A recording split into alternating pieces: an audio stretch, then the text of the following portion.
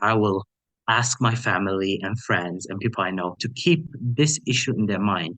What would the Supreme Court under Donald Trump look like? What would the states under Supreme Donald Trump look like? My name is Mohamed Ahmed. I live in Nairobi, Kenya, and I vote in Ohio.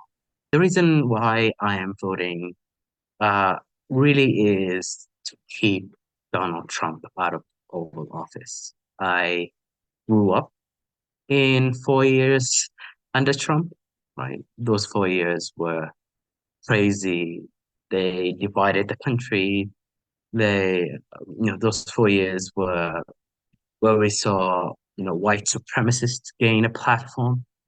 To give an example, when the Charlottesville, right, Virginia, you had President Trump blaming both sides for violence, even though the violence was mainly by the white supremacists. So it's to keep uh, President Trump out of the Oval Office. But one issue that I'm going to focus on that I think the past few years has shown to be a very big issue is the Supreme Court.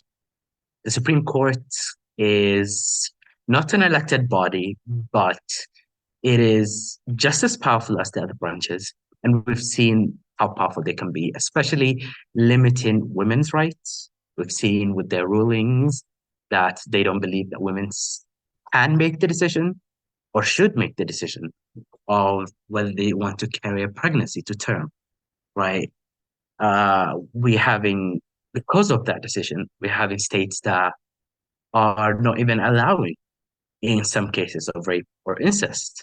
You're saying young kids needed to travel, across states to have an abortion so that they don't have to carry child while they're still, a child, right?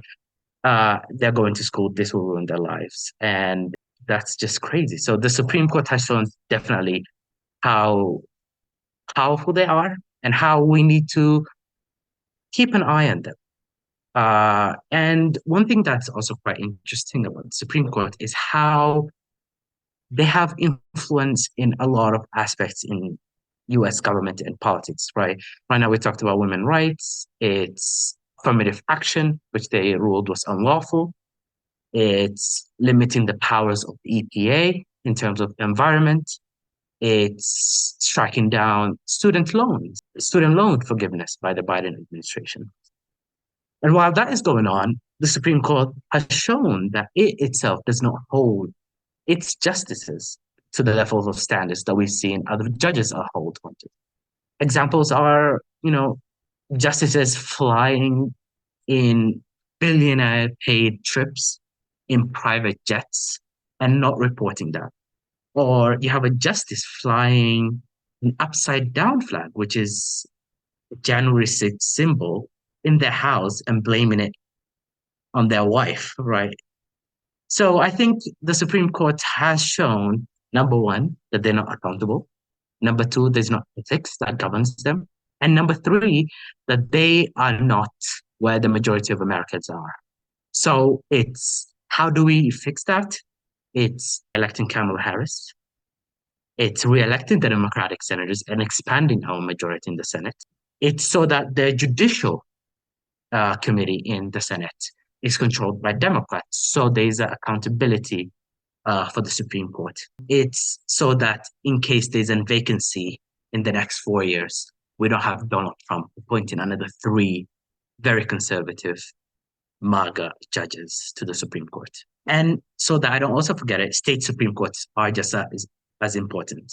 In my home state of Ohio, there is three judge races, which if Democrats manage to win, we could flip the courts. State Supreme Courts are courts that are deciding gerrymandering. They're courts that are deciding abortion rights. They're courts that are deciding funding for schools. They're courts that are looking into all aspects of American lives. So they are just as important as the Supreme Court. So I think that's an issue that I will keep an eye on. And if you live abroad, that you go to votefromabroad.org. There's amazing resources there. And as College Advocates of America, overseas regional director, I have to say, go to students voteFromAbroad.org. There's also amazing uh, resources there if you're studying abroad. Everyone who can vote should vote. Americans abroad, go to votefromabroad.org and request an absentee ballot today. Ask for it to be delivered by email.